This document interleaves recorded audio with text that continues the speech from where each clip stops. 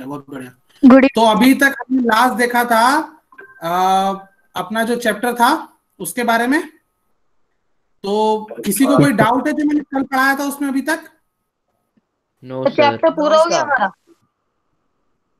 बेटा वो वाला पोर्शन जितना अपन को चाहिए ना वो सब उसमें पूरा हो गया। अब हम सिर्फ टेक्स्ट बुक पढ़ेंगे। मेरे हिसाब से टेक्स्ट बुक आपको दिखाई दे रही होगी। Yes sir. Yes sir. Yes sir. आपको चैप्टर अपना दिख रहा है ना, Nazism the rise of Hitler? Yes sir. Yes तो सर। जैसा कि मैंने पहले भी कहा था आपसे,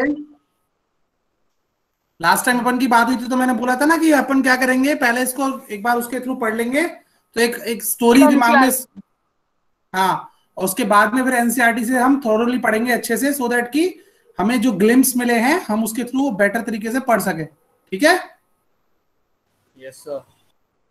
यस सर। ठीक है ना सर एक डाउट था। हाँ हाँ, पूछो ना। सर मुझे एक चीज कंफर्म करनी थी कि जब हिटलर ने अपने सारे मिनिस्टर्स और फैमिली के साथ बर्लिन बंकर में सुसाइड किया था तो सर वो मतलब इसलिए किया था क्योंकि रशियन आर्मी जो थी बंकर के बहुत पास आ गई थी। हाँ हाँ, मतलब उनके बचने के कोई आसार नहीं थे तो इसलिए किया था सुसाइड। ऑब्वियसली, वरना अगर बचने के आसार होते तो बच नहीं जाते, भाग नहीं जाते वहां से।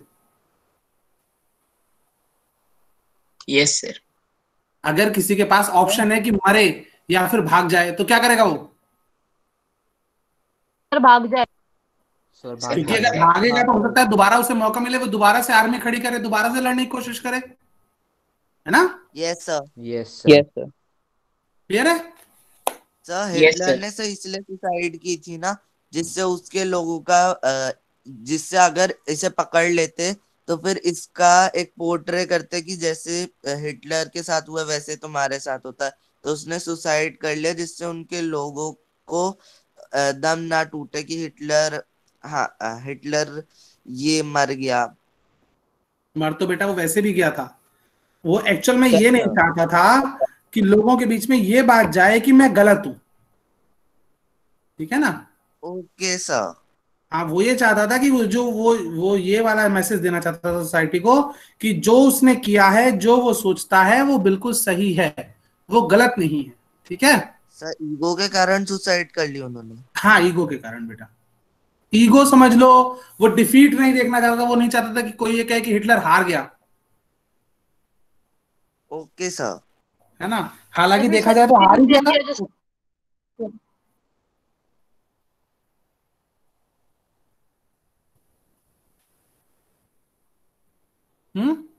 कुछ कह रहा था बेटा? सर इसी वजह से करा था या फिर कोई रीजन की वजह से? और क्या रीजन होगा बेटा? भाई युद्ध वो हार गया था, आर्मी उसके पास बची नहीं थी, बड़े बड़े कंट्रीज ने उसके ऊपर अटैक कर रखा था, आर्म्स एम्यूनिशन कुछ था नहीं उसके पास जो लड़ता, वो फूड नहीं बचा था, चीजों के लिए पैसा नहीं बचा था, तो फिर क्या करता वो? उसके ऊपर केसेस चलते, उसको सुसाइड, उसको क्या कहते हैं, फांसी दे दी जाती, या फिर उसको गोलियों से भून देते, कुछ ना कुछ ऐसा सजा मिलती उसको, उसकी पनिशमेंट मिलती। Yes sir. तो वो उस पनिशमेंट को नहीं भुगतना चाहता था, वो जेल के ट्रायल में नहीं आना चाहता था, वो कोर्ट्स में नहीं जाना चाहता था। बस उसने वो किया। ठीक है? फिर एक बार एक केस हुआ था जब उसकी गाड़ी के पास बम फटा था तो उसने कई लोगों को मारा था। चलो अब चैप्टर पे आते हैं, बाकी के वो सब चीजें छोड़ के। ठीक है? Yes sir. Yes sir. चलिए पढ़िए। तो कौन पढ़ेगा इस समय? चलो आज वो बच्चे देखते हैं हमारे पास जो उन्होंने अभी तक बिल्कुल भी नहीं पढ़ा है एक बार भी। Yes sir.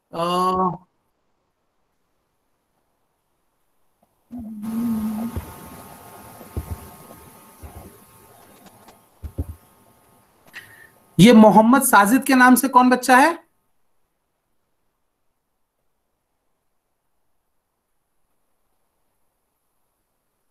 लेफ्ट हो गया हो। चलो इनसे बात करी जाएगी। अच्छा आगे आते हैं, मुस्तफा चौधरी के नाम से कौन बच्चा है?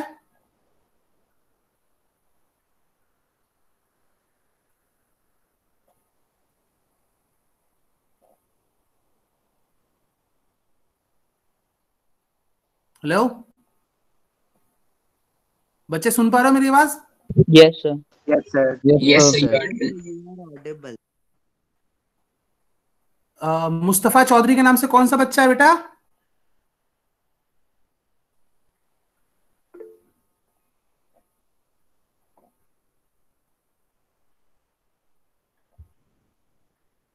सब पता नहीं, पिछली क्लास में तो सब बोल रहे थे, अब नहीं पता। मुस्तफा?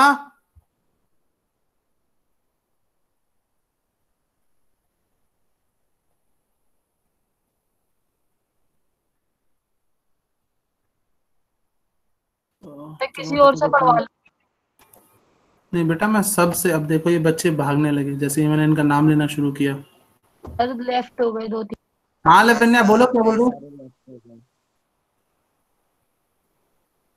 लव्या क्या बोल रहे थे? सर रीडिंग करूं? एक मिनट रुको। ये बच्चा, ये बच्ची है अनम, अनम चौधरी। अनम,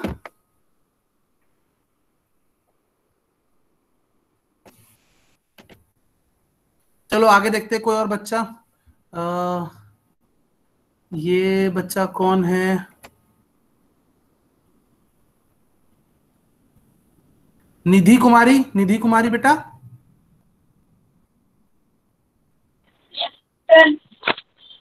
हाँ यस सर, ठीक है बेटा। तुमको दिखाई दे रहा है ना? यस सर, दिख रहा है सर। रीड करूं?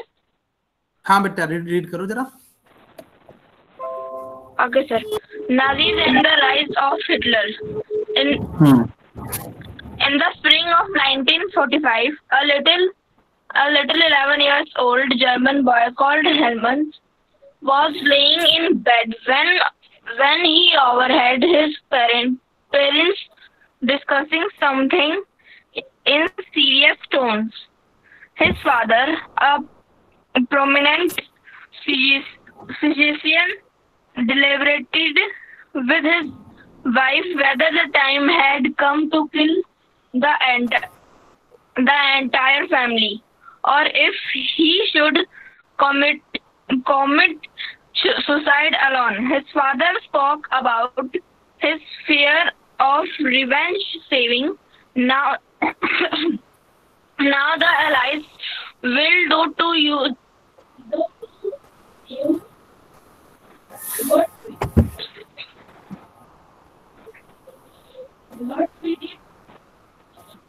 बेटा आपका माइक दूर हो गया, आपके उससे माउथ पीस जो है वो दूर हो गया आपके फेस से। आपका वॉइस क्लियर नहीं आ रहा। पढ़ूं?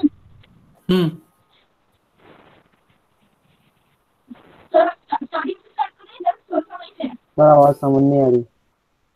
वॉइस ब्रेक हो रही है। आवाज नहीं आ रही है निधि।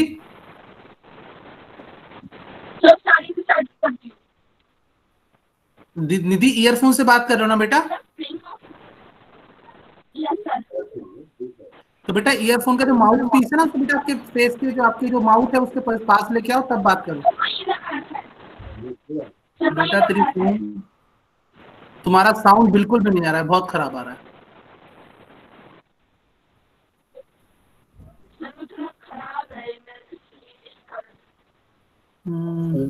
और नहीं आ रही। अच्छा एक काम करोगे, इसको उसको निकाल दो और फोन के थ्रू डायरेक्ट बात करके देखो। Yes sir. सर अब क्लियर आ रही है? अब क्लियर है बेटा, शाबाश, पढ़ो। सर अब स्टार्टिंग से कर रही हूँ मैं। ठीक है। Nazis and the rise of Hitler, chapter name. In the spring of 1945, a little 11 years old German boy called Helmut was laying in bed when he overheard his parents discussing something in serious tones.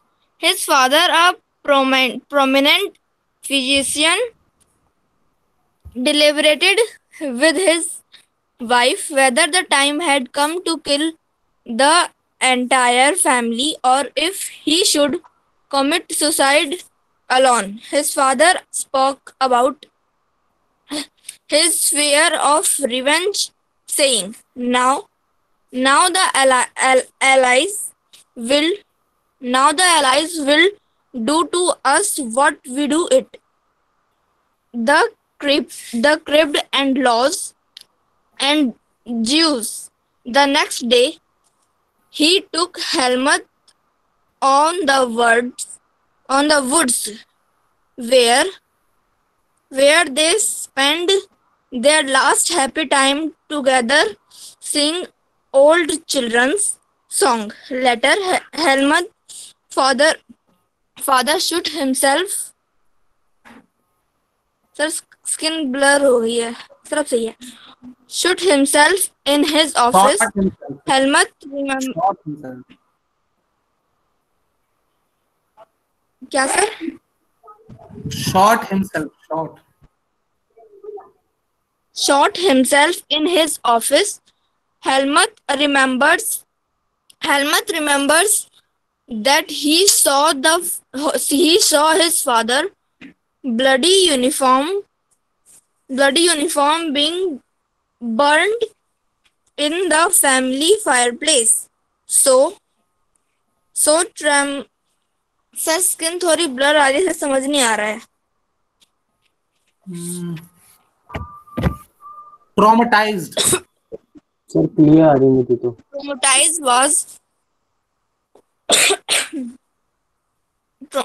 Traumatized was he by what he had overheard and what had happened that he reached by refusing to eat at home for the following 9 years. He was afraid that his mother might poison him. Poison him. Al- अच्छा, ये Also, अभी रुको. ये जो story है एक छोटे बच्चे की है, उसका नाम है हेलमुट. ठीक है. और हिटलर के बचपन का नाम Yes. नहीं एक सर, बात बताओ, बात का है सर बहुत. जो लोग ऐसा सोच रहे हैं कि हिटलर के बचपन का नाम हेलमेट था, तो जरा ये बताओ 1945 में क्या वो सिर्फ 11 साल का था? सर वो 1889 में हुआ था. वो बहुत 1889 में पैदा हुआ. स्टार्टिंग की लाइन क्या है? In the spring of 1945 a little 11-year-old German boy called Helmut. Yes sir. तो Yes, sir. 11 साल का ही हुआ ना वो. 56 का हो गया था. जोड़ देते हैं अब ना. हिटलर 11 साल का तो नहीं था 1945 में, तो मर गया था. Yes Yes. सर. सर 56 11 साल year का old हो थोड़ा गया. जर्मनी पे राज करेगा. ठीक है. Yes sir. Yes sir. ये पिक्चर में एक जीव बच्चा था जिसने अपने पेरेंट्स को बातें करते हुए सुना था.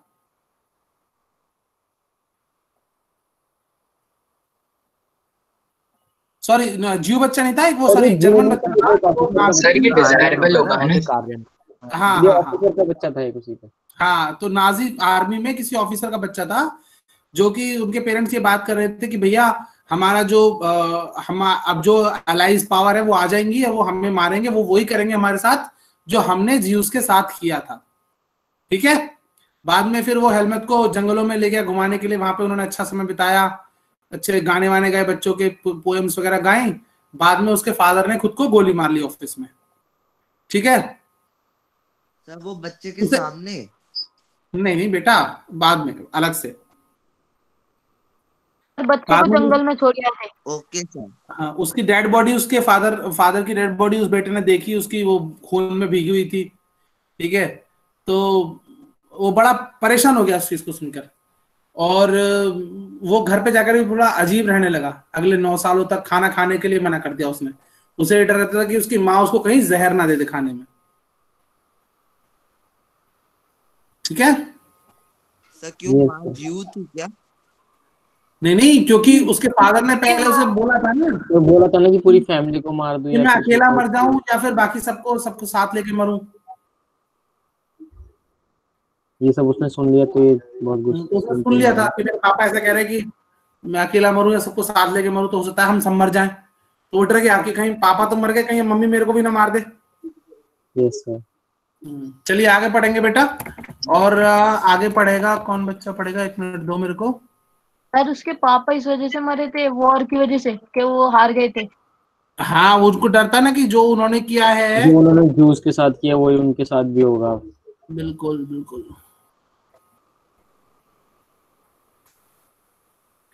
ये समीर कौन है बच्चा? समीर 14 के नाम से।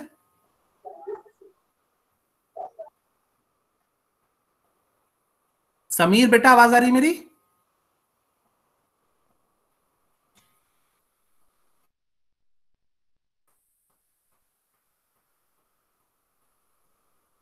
समीर,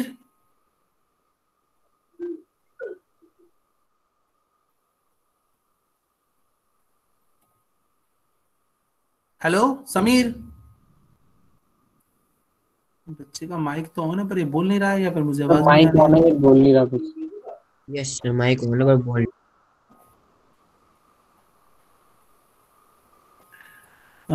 संचित। Yes, sir. संचित पढ़ो बेटा। Although Helmut may not have released all that it meant, his father had been a Nazi and a release supporter नहीं, of realise. Adolf Hitler. Many of you will something about the Nazi and Hitler. You probably know of Hitler's determination to make Germany into a mighty power and his ambition of conquering all of Europe. You may have heard that he killed Jews, but Nazism was not one or two isolated acts. It was a system, a structure of ideas about the world and politics. Let us try and understand what Nazism was all about. Let us see why Helmut's father killed himself and what basis of his fear was. अब ये जो helmet था, ये इसको शायद सारी बातें तो उसके फादर की नहीं रियलाइज हो पाई थी कि उसके फादर जो थे एक नाजी थे या वो हिटलर के सपोर्टर थे। यहाँ तक कि हम लोग को भी थोड़ा थोड़ा, हमने ऑलरेडी थोड़ा एक चैप्टर पढ़ लिया है एक तरीके से, लेकिन फिर भी अगर हम पहले भी देखें तो थोड़ा बहुत नाम सुना था कि हिटलर कोई था, है ना। लेकिन एक्चुअल में, और ये भी सुना था हमने कि उसने कुछ लोगों को मारा था, लेकिन ऐसा नहीं हमें पता है कि वो सिर्फ लोगों को मारना ही नाजिज्म है क्या, कि और भी कुछ चीजें हैं। तो इस चैप्टर में हम देखेंगे कि वो सारी बातें क्या थी, क्यों थी, और जो हेलमेट के फादर थे वो क्यों डर रहे थे, ठीक है ना, और क्यों उन्होंने अपने आप की जान ली, क्यों उन्होंने सुसाइड किया। चलो और आगे पढ़ो। Sir, in May 1945, नहीं अभी इसको ही पढ़ने दो बेटा। In May 1945, Germany surrendered to the Allies, anticipating what was coming. Hitler, his propaganda minister Goebbels, and his entire family committed suicide collectively in his Berlin bunker in April. At the end of war, an international military tribunal at Nuremberg was set to prosecute Nazi war criminals for crimes against peace, for war crimes and crimes against humanity. Germany's conduct during the war, especially those actions which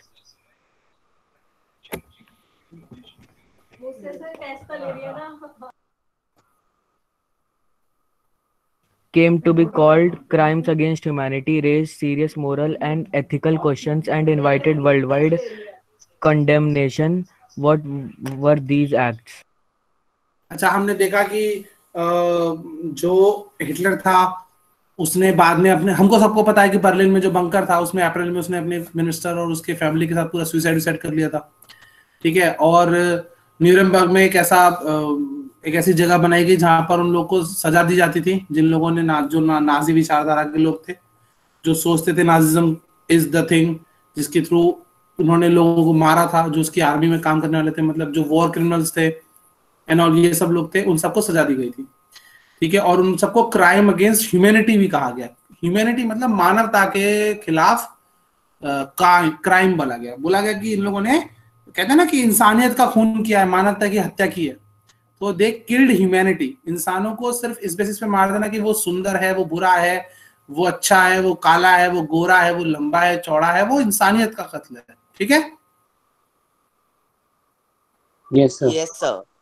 चलिए आगे पढ़ेगा कौन बच्चा? रुको देखने दो। युक्ति है, मेरी बात सुन ली बेटा? Yes, sir. हाँ बेटा पढ़ो आगे।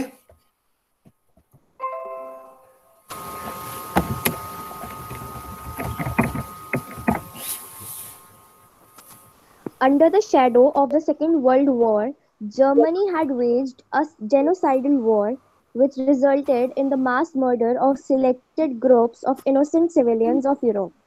The number of people killed included 6 million Jews, 200,000 Gypsies, 1 million Polish civilians, 70,000 Germans who were considered mentally and physically disabled, besides innumerable political opponents. Nazis devised an unprecedented means of killing people, that is, by gassing them in various killing centers like Auschwitz. The Nuremberg tribunals sentenced only 11 leading Nazis to death. Many others were imprisoned for life. The retribution did come, yet the punishment of the Nazis was far short of the brutality and extent of their crimes. The Allies did not want to be as hard on defeated Germany as they had been after the First World War. Everyone knew that the rise of Nazi Germany could be partly traced back to the German experience at the end of the First World War. What was this experience? अच्छा अब हम देखते हैं second world war में Germany ने क्या किया। एक जीनोसाइडल वॉर उसने किया और उसमें बहुत सारे लोग मारे गए। अगर हम देखें तो इनोसेंट सिविलियंस थे, ज्यूज मारे गए 6 मिलियन के आसपास, 2 लाख जिप्सीज मारे गए, 1 मिलियन पॉलिश मारे गए, 70,000 जर्मन्स भी मारे गए। मतलब ये, और इसमें बेसिकली मारे भी गए, साथ में वो डिसेबल्ड हो गए, उनके हाथ पैर कट गए या फिर वो मेंटली वो डिसेबल्ड हो गए। और ये इसका कोई रीजन नहीं था, वो वॉर में खड़े होकर के गोली नहीं चला रहे थे, वो लोग इनोसेंट पीपल थे, ठीक है, आम आदमी थे वो लोग, ठीक है। बाद में जब जर्मनी हार गया, हिटलर ने सुसाइड कर दिया, तो वहां पर न्यूरेमबर्ग में या फिर वो एक जगह जो ट्रिब्यूनल बनाया गया था न्यूरेमबर्ग में, वहां पर उनको सजा देने के लिए उन्होंने किया, प्रोसेस किया। लेकिन बेटा अगर आप देखोगे तो कुछ ज्यादा लोगों को उन्होंने मारा नहीं, जान से नहीं मारा, सिर्फ 11 जो लीडिंग नाजी फैमिली उसमें थे, मतलब ग्रुप में थे और जो काफी अच्छी पोजीशंस पे थे उसकी आर्मी में, उनको ही खाली डेथ सेंटेंस मिला। बाकी सबको इम्प्रिजनमेंट मिला, अपने पूरा सारी जिंदगी वो जेल में रहने के लिए लाइफ टाइम इम्प्रिजन मिला। ये ज्यादातर कुछ को सजा दे करके छोड़ दिया गया। लेकिन वहां पर उनको उतने लोगों को नहीं मारा गया जितना उन लोगों ने मार दिया था, मतलब उतना ब्रूटल नहीं था, ठीक है। Yes sir. चलिए आगे देखते हैं। Birth of Weimar Republic. अब ये बच्चा पढ़ेगा, रुक जाओ। अरे मैं वैभव वशिष्ठ कौन है? नाम लेती भाग जाता है, नाम लेती भाग जाता है बच्चा। जीशान आतिफ। यस सर, फिर पढ़ूं? हाँ बेटा पढ़ो ना। Birth of the Weimar Republic. Germany, a powerful empire in the early years of the 20th century, fought the First World War 1914 to 1918 alongside the Austrian Empire and against the Allies, England, France, and Russia.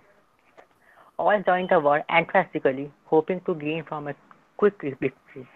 Little did they realize that the war would stretch on, eventually leading Europe of all its resources. Germany made initial gains. अच्छा सब लोग ध्यान से पढ़ेंगे। मैं किसी बच्चे से पूछ भी सकता हूँ कि इसका मीनिंग क्या है जो इसने पढ़ा है, ठीक है? Yes sir. Yes sir. Yes sir. However, the Allies, strengthened by the US entry in 1917, won, defeating Germany and the Central Power in November 1918. So next पढ़ूं? रुको बेटा। अच्छा ये जो जर्मनी है ये काफी पावरफुल एम्पायर था शुरुआत में। अगर हम देखें 20th सेंचुरी के स्टार्टिंग में, जिसने फर्स्ट वर्ल्ड वॉर लड़ा, और ये ऑस्ट्रियन एम्पायर जो था उसकी तरफ से लड़े थे, ठीक है। और एलाइज कौन सा ग्रुप कहलाता था? England, France, Russia. England, France.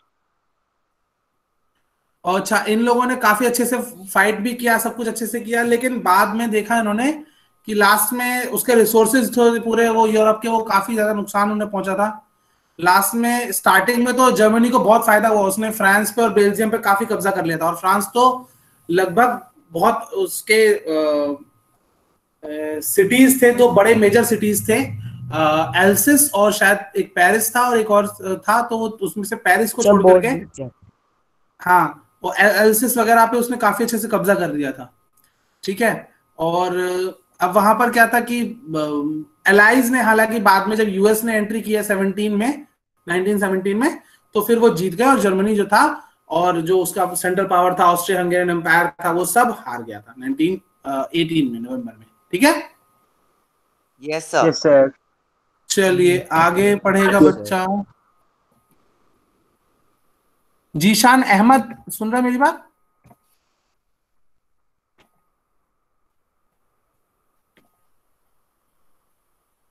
Zeeshan Ahmad,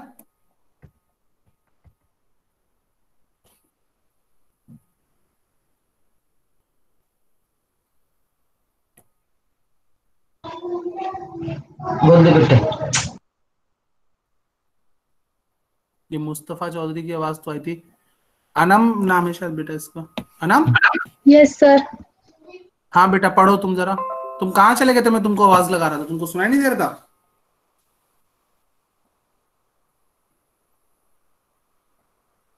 पता है कहाँ से पढ़ना है? Yes sir. पढ़ो ना फिर।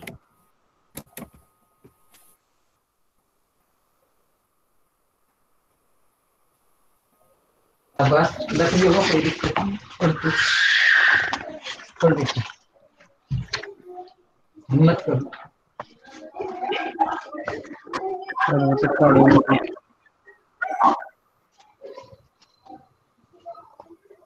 अनम बेटा, The defeat of Imperial Germany and the abdication of the emperor give an opportunity of parliamentary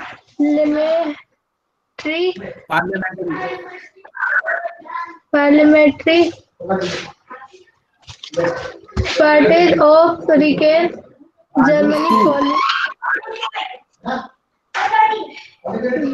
German politics. A national assembly meets at Weimar and established a democratic constitution with a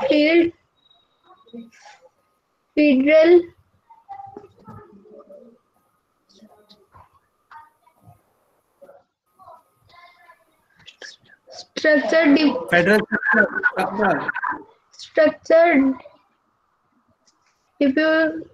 deputies were non-elected to the German parliament or recast on the basis of equal and universal vote cast by all adult included women. Including women. बेटा चलो पढ़ना पड़ेगा काफी तुमको अपनी reading. सभी बच्चे क्या करें कि डेली उसको पैराग्राफ्स को 2-2 4-4 पैराग्राफ्स को पढ़ो। ठीक है, आप लोग की रीडिंग हैबिट्स भी छूट गई, काफी खराब हो गई तुम लोग की। ठीक है, The defeat of Imperial Germany and the abdication of the emperor gave an opportunity to parliamentary parties to recast German polity. A national assembly met at Weimar and established a democratic constitution with a federal structure. Deputies were now elected to German parliament or Reichstag on the basis of equal and universal votes cast by all adults including women. हुआ क्या कि जब war खत्म हुआ तो defeat जो imperial Germany था वो हार गया, और उसने क्या किया कि वहां पर पार्लियामेंट्री पार्टीज को एक जगह दी कि हम लोग वो लोग अपनी पार्लियामेंट को बनाए, वहां पर एक पार्टी खड़ी करें और वहां पर नेशनल असेंबली बनाए। और उसके लिए वेमर में एक असेंबली बनाई गई और वहां पे एक डेमोक्रेटिक कॉन्स्टिट्यूशन जैसा एक बुक के थ्रू उन्होंने फेडरल स्ट्रक्चर वहां पे खड़ा किया। ठीक है, और वहां पे सब लोगों को वोट कास्ट करने का अधिकार मिल गया, यहाँ तक कि वुमेन को भी वो चांसेस मिल गए। ठीक है बेटा? Yes, sir. Yes. Yes, sir. चलिए अभी पढ़ेगा मयंक सक्सेना। Yes, sir. पढ़ो ना बेटा। Yes, sir. The Republic, however, was not received well by its own people, largely because of the terms it was forced to accept after Germany's defeat at the end of the First World War. The peace treaty at Versailles with the Allies was a harsh and humiliating peace. Germany lost its overseas colonies, a tenth of its population, 13% of its territories, 75% of its iron, and 26% of its hold to France, Poland, Denmark, and Lithuania. The Allied powers demilitarized Germany to weaken its power. The War Guild Clause held Germany responsible for the war and damages the Allied countries suffered. Germany was forced to pay compensation amount to 6 billion euros. The Allied army also occupied the resource-rich Rhineland for much of the 1920s. Many Germans held the new Weimar Republic responsible for not only the defeat in the war, but the disgrace at Versailles. अच्छा मैंने उस दिन भी तुम लोग को बताया था कि बहुत सारे लोगों ने ये सोचा कि जो ये वेमर रिपब्लिक हमारे कंट्री में आया है इसकी वजह से हम ये युद्ध हार गए हैं और हमारे ऊपर इतनी सारी पेनल्टीज लगा दी गई हैं। हमको 30% अपनी टेरिटरी छोड़ देनी पड़ी, 75% के आसपास हमारा आयरन चला गया, कोल चला गया, फ्रांस ने, पोलैंड ने, लिथुएनिया ने, डेनमार्क ने हमारे साइन करके आए थे ना उसमें पेपर पे। ये अलाइड पावर के खिलाफ जब मीटिंग हुई थी उस पर साइन करके आए थे पेपर्स पे। हाँ हाँ तो वो बेटा साइन करना तो एक तरह से इसे वो चाहिए था जो इसने पहले ट्राई किया था, मतलब इससे पहले जो छीन लिया था फर्स्ट वर्ल्ड वॉर में, वो वापस चाहिए था इसे। वो तो बात की बात है बेटा, अभी तो फर्स्ट वर्ल्ड वॉर के बाद की ही तो बात कर रहे हैं।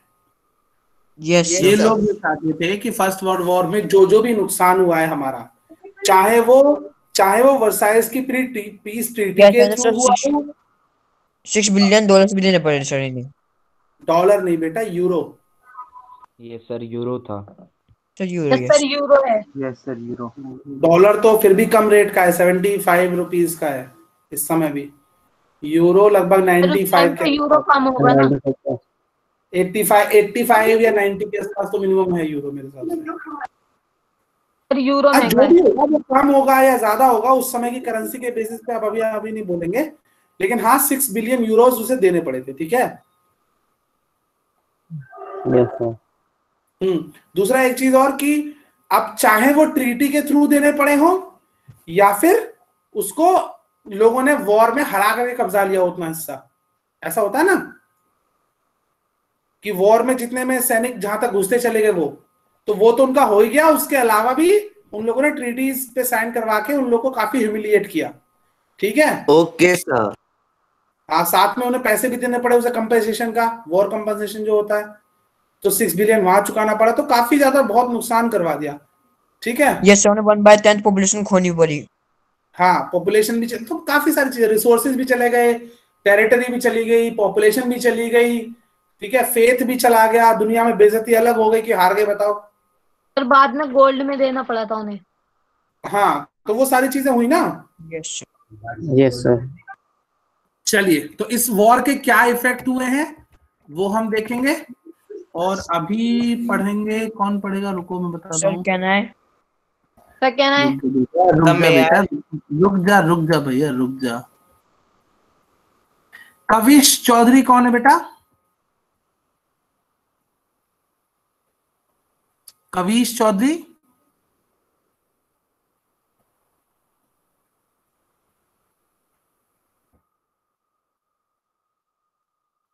ज्योत्सना कुमारी। Yes sir. हाँ बेटा पढ़ो जरा। सर वो मेरी थोड़ी तबीयत खराब है तो सर आप किसी और से बोल सकते हैं सर रीड करने को। ठीक है बेटा। क्या हुआ, तबीयत तुम्हारी खराब है? यस सर, थोड़ा सा कोल्ड है और सर थोड़ा कोई फील बात हुई नहीं, थी। छोड़ देना। हर्ष, हर्ष Teja.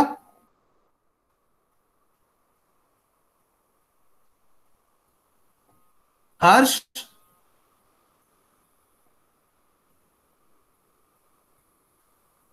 Devinder, Devendra Singh,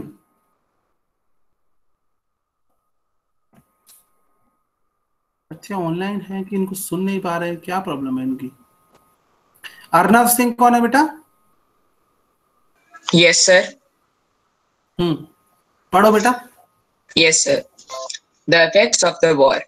The war had a devastating impact on the entire continent, both psychologically and financially. From a continent of creditors, Europe turned into one of debtors. Unfortunately, the infant Weimar Republic was being made to pay for the sins of the old empire. The Republic carried the burden of war guilt and national humiliation and was financially crippled by being forced to pay compensation. Those who supported the Weimar Republic, mainly socialists, Catholics, and Democrats, became an easy target of attack in the conservative nationalist circles. They were mockingly called the November criminals. This mindset had a major impact on the political developments of the early 1930s, as well as we will see soon. The First World War left a deep imprint on European society and polity. Soldiers came to be placed above civilians. Politicians and publicists laid great stress on the need for men to be aggressive, strong, and masculine. The media glorified trench life. The truth, however, was that soldiers lived miserable lives in these trenches, trapped with rats feeding on corpses. They faced poisonous gas and enemy shelling and witnessed their ranks reduce rapidly. Aggressive war propaganda and national honor occupied center stage in the public sphere, while popular support grew for conservative dictatorships that had recently came into being. Democracy was indeed a young and fragile idea which could not survive the instabilities of interwar Europe. ठीक है, अब जरा मेरे को बताओ कौन बच्चा बताएगा, कोई है? सर मैं आए। ध्यान से सर मैं आए। मानस बताओ, मानस। Yes, sir. Sir, in this paragraph, sir, the first writer is. Paragraph को तुम बताओगे। Okay sir. सर हिंदी में बताओ, इंग्लिश में बताओ? जैसे तुम्हारा मन करे। Okay sir. सर जो ये पैराग्राफ है सर, इसमें हमारे बुक के राइटर हमें ये एक्सप्लेन करना चाहते हैं कि सर जो फर्स्ट वर्ल्ड वॉर हुई थी उसके इफेक्ट्स क्या थे सर। इसमें सर हमने ये जाना कि सर जैसे ही फर्स्ट वर्ल्ड वॉर हुई उसके बाद यूरोप जो कि सर बहुत रिच था, बहुत रिसोर्सफुल था सर, वो वॉर के बाद एक क्रेडिटर ना होके एक डेप्टर बन गया। मतलब वो सर वो खुद ही कर्ज में डूब गया सर, इतनी बुरी हालत हो गई वहाँ पे। और सर जो कि नया जो कि वेमार रिपब्लिक फॉर्म हुआ था वहाँ पे सर, उसी को सारा नेशनल ह्यूमिलिएशन और सर जितने भी बर्डन था सर वॉर का, वो उनके कंधों पर आ गया। और सर जो भी इनके सपोर्टर्स थे जैसे सोशलिस्ट, कैथोलिक्स एंड डेमोक्रेट्स, और सर ये उन लोगों के टारगेट्स हो गए जो इससे बहुत परेशान थे, मतलब जो चाहते थे कि कुछ आगे बढ़े। सर फर्स्ट वर्ल्ड वॉर के बाद यूरोपियन सोसाइटी में एक बहुत बड़ा चेंज आया। उसके बाद एक वर्ड है इसमें बीच में आया, तुमने ध्यान नहीं दिया, वर्ड है conservative nationalist. Yes sir, conservative nationalist circle sir, ये जो इनके ये टारगेट बन गए सर। और उस टाइम के बाद सर इनको सुनो बेटा, इसमें थोड़ा सा समझने वाली बात है बच्चों। यहाँ पे कुछ वर्ड्स हैं, उनको थोड़ा ध्यान से समझेंगे। Socialist, Catholics and Democrats. Socialist वो लोग होते हैं बच्चों जो समाज की बात करते हैं, सोसाइटी की बात करते हैं, ठीक है, जो कहते हैं कि सभी के पास राइट्स होने चाहिए, इक्वल राइट्स होने चाहिए, इस तरह की बात है। दूसरा कैथोलिक्स, ये रिलीजन वाले लोग हैं, रोमन कैथोलिक्स वाले। Yes sir. Yes sir. और डेमोक्रेट्स होते हैं जो डेमोक्रेसी की बात करते हैं। डेमोक्रेसी। यस सर, डेमोक्रेसी की बात करते हैं।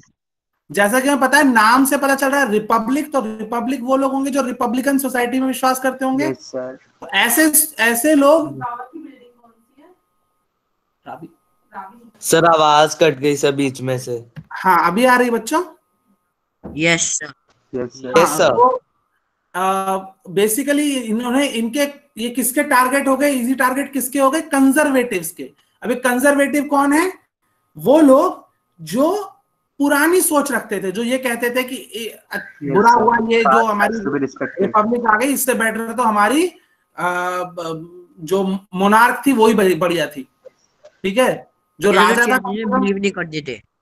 हाँ, स्लो चेंजेस में बिलीव करते थे, चेंजेस में बिलीव नहीं करते थे। एग्जैक्टली, पर पास्ट हैज टू बी जो नहीं चाहते थे कि पुरानी सोसाइटी में कोई भी चेंज आए। यस सर, ठीक है, इसको बोलते हैं रूढ़िवादी लोग, ठीक है। Yes sir. ऑर्थोडॉक्स सोसाइटी, उनको नवंबर क्रिमिनल्स बोला जाने लगा, किनको, जो भी रिपब्लिक को नवंबर के महीने पाऊंगी हमारे रिपब्लिक, इसलिए रिपब्लिक के जितने भी लोग थे वो सारे के सारे। शाबाश। अब मनोज कुमार, यस सर। ये सेकंड पैराग्राफ का मीनिंग बताओ जरा। सर मुझे सेकंड का अच्छे से नहीं आया सर। सेकंड का अच्छे से नहीं था, किसको आता है सेकंड का सबसे अच्छे से? समय आए अर्नब। अर्नब ने तो पढ़ाई था। अर्नब के अलावा कोई और? मानस? Yes sir. सर मैं ही बता दूं? बता दो बेटा। Okay sir.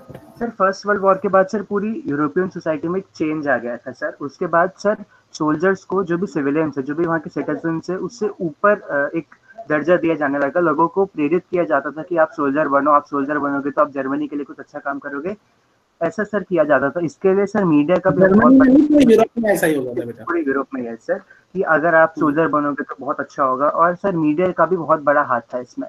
लेकिन सर जो ट्रुथ था वो इसके बिल्कुल अपोजिट था सर। वहाँ पे की जो आर्मी थी सर, उनको बहुत ज़्यादा प्रॉब्लम्स फेस करनी पड़ती थी सर। उनको ट्रेंचेस में रहना पड़ता था सर, जो कि बहुत स्मॉल कमरे होते थे सर। और सर उनकी लाइफ बहुत डिफिकल्ट थी। उनको जो पॉइजनस गैसेस उनको झेलनी पड़ती थी सर। और सर धीरे धीरे, और सर उनका नंबर सर वहाँ पे आर्मी में इतना इजी भी नहीं था सर। उनके जो आर्मी में उनकी रैंक्स भी सर जो रिड्यूस वो रिड्यूस होती थी। और सर इसके बाद सर इतना ही सर मुझे पता है सर। इसके आगे आप थोड़ा बता दीजिए। इतना सर अच्छे। Aggressive war propaganda as national honor occupied center stage in the public sphere। मतलब लोगों के बीच में ना एक ये बातें होने लगी कि हमें नेशनलिज्म को बढ़ाना है, हमारा देश पीछे चला गया है, और क्या कहते हैं, वो सोल्जर्स के थ्रू ही वापस आएगा। इन लोगों ने जो रिपब्लिक की बातें करते थे, जो इस तरह की बातें करते थे, उनके चक्कर में हमारा देश बर्बाद हो गया। ठीक है। तो यस सर। सर एक तरह से सर एक नहीं होता कि यही जॉब बेस्ट है और यही करनी चाहिए सबको, तो सबको उसी जॉब से सर, जैसे बीच में हो गया था सर इंडिया में डॉक्टर और ये सब से रिलेटेड, सब वैसे ही उस टाइम पे सोल्जर। देखो पता है क्या होता है बेटा, एक होता है लोगों के बीच में अपने आप कोई राय बन जाना, कुछ लोगों की एक जैसी सोच हो जाना, और एक होता है प्रोपेगेंडा चला करके ऐसी चीजें सोचवाना। मतलब वहां की जो गवर्नमेंट थी, जो वहां की मीडिया थी, जो वहां के और बाकी मिनिस्ट्री वगैरह के लोग थे, वो ऐसा फैलाने लगे कि आर्मी की जॉब बढ़िया होती है और आर्मी में ही आपको जाना चाहिए। असल में आर्मी में बल्कि बहुत प्रॉब्लम, गैसेस वगैरह उनका सर यही एजेंडा था, एनिमी शेलिंग का।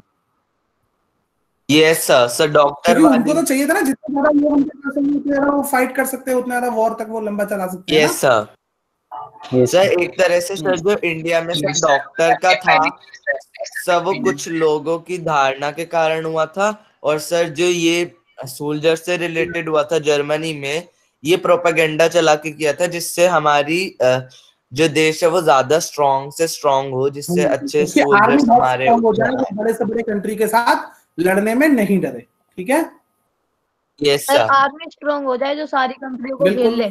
तो मैंने तुमको लास्ट टाइम भी बताया था, जो लास्ट क्लास में मेरी कल शायद थी ना, तो उसमें मैंने बताया था कि इनका अप्रोच ही यही था कि हम कैसे भी करके अच्छे लंबे चौड़े टाइप के लड़के अपनी आर्मी में रखें, जिससे कि हम ज्यादा से ज्यादा टेरिटरी पे कब्जा कर सकें, ज्यादा से ज्यादा जमीन को कब्जा कर सकें, जिससे ज्यादा से ज्यादा रिसोर्स मिल सके। ठीक है।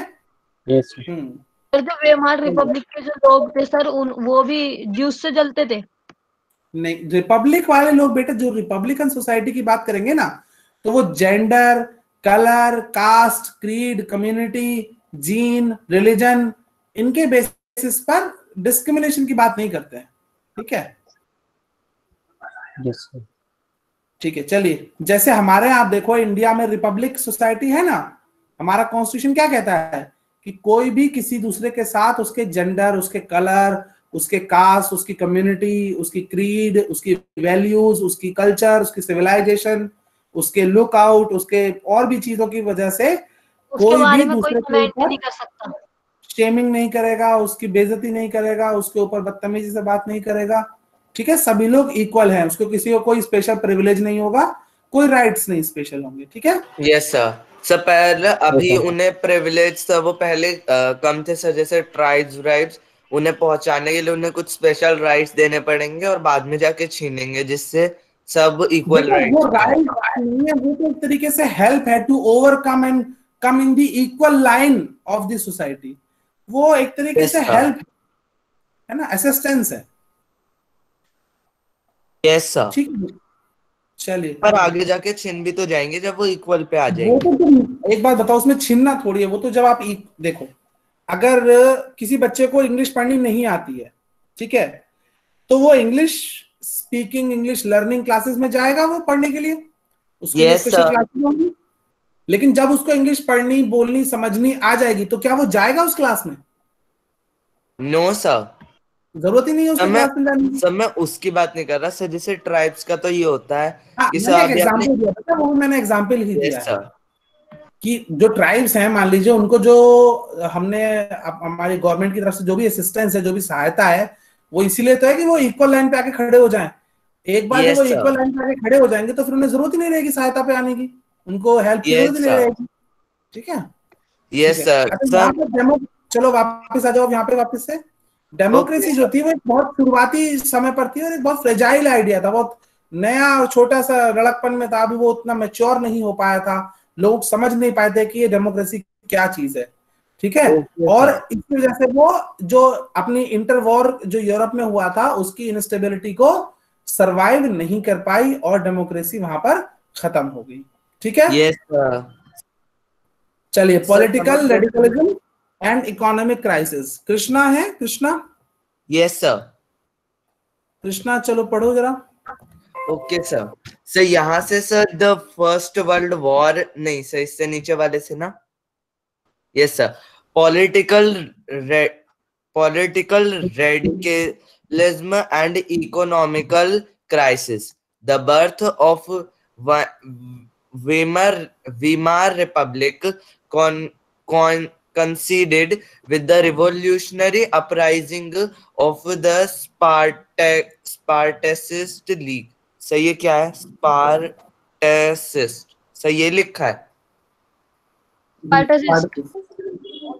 Okay, sir. Spartacist League on the pattern of the Bolshevik Revolution in Russia. Soviets of workers and sailors were established. Sir नीचे कर दीजिए।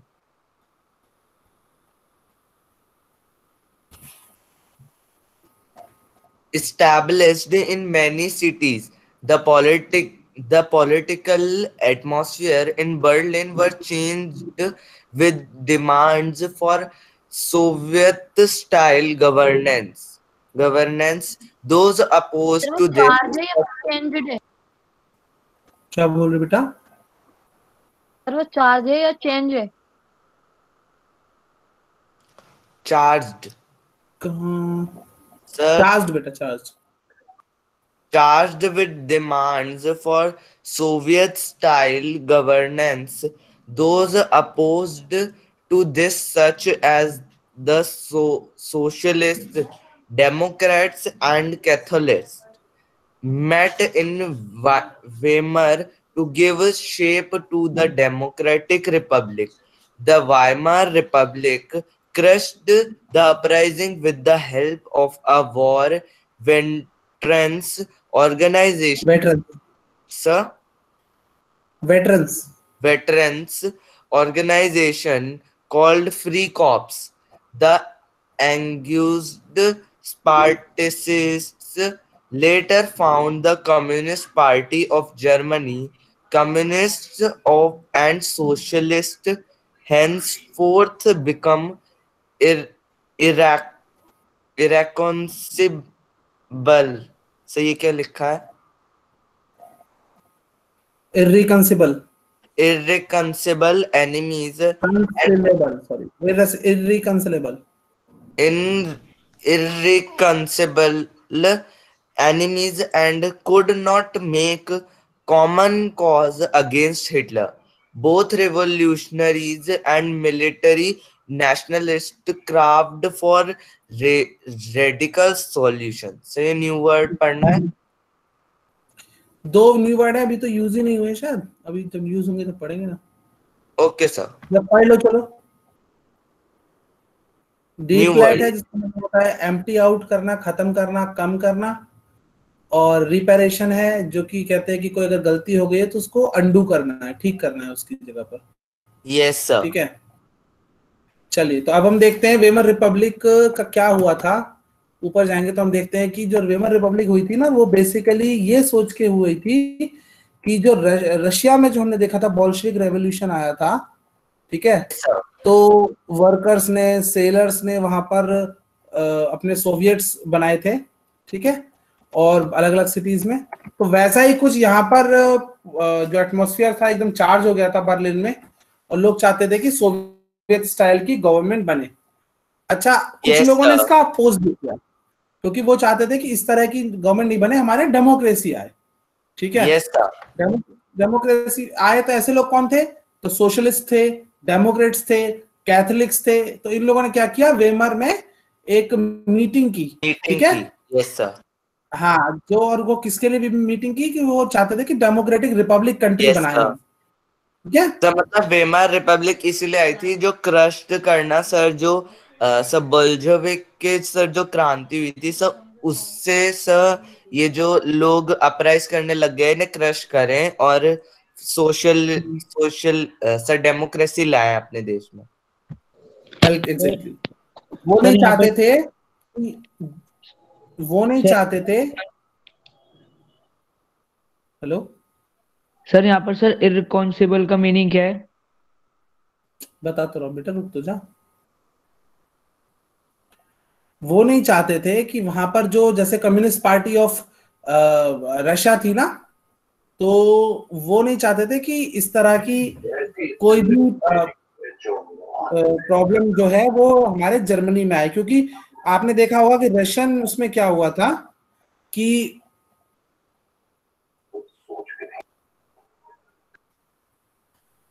जो रशिया में क्या हुआ था, लोगों को मारा गया था, ब्रुटैलिटी वहां भी दिखाई गई थी, जबकि जो डेमोक्रेसी है उसमें इस तरह की ब्रुटैलिटी नहीं दिखाई जाती है, ठीक है।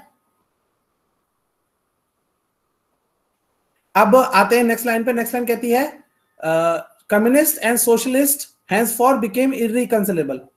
मतलब एक ऐसे लोग हो गए, कम्युनिस्ट और जो सोशलिस्ट थे वो दोनों एक दूसरे से ऐसे हो गए कि दोनों की जो सोच थी, जो उनकी विचार थे, जो उसे कंसीडर करना चाहते थे, वो मिल नहीं पाए एक दूसरे से, और वो एक दूसरे के एनिमी बन गए।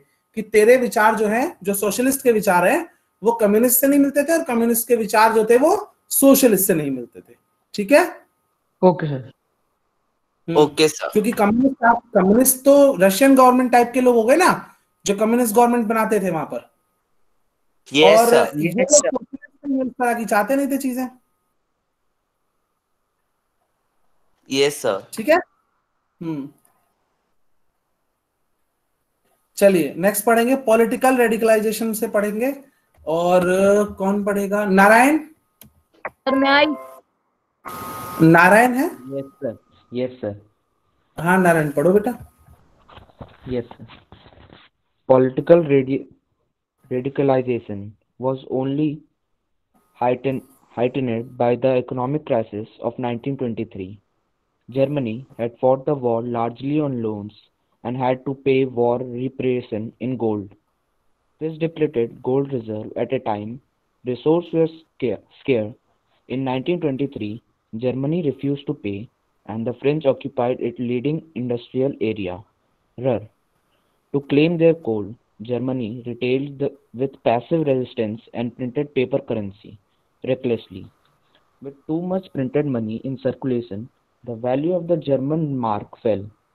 In April, the US dollar was equal to 24,000 marks. In July, 3,50,000 marks. In August, 4 crore 46 lakh 21,000 marks. And at 99 crore 88 lakh 60,000 marks by December. The figure had run into trillions as the value of the mark collapsed. Prices of goods soared. The image of Germans carrying cartloads of currency notes to buy a loaf of bread was widely publicized, evoking cartloads of currency notes to buy a loaf of bread was widely published, evoking worldwide sympathy. This crisis came to be known as hyperinflation, a situation when prices rise phenomenally high.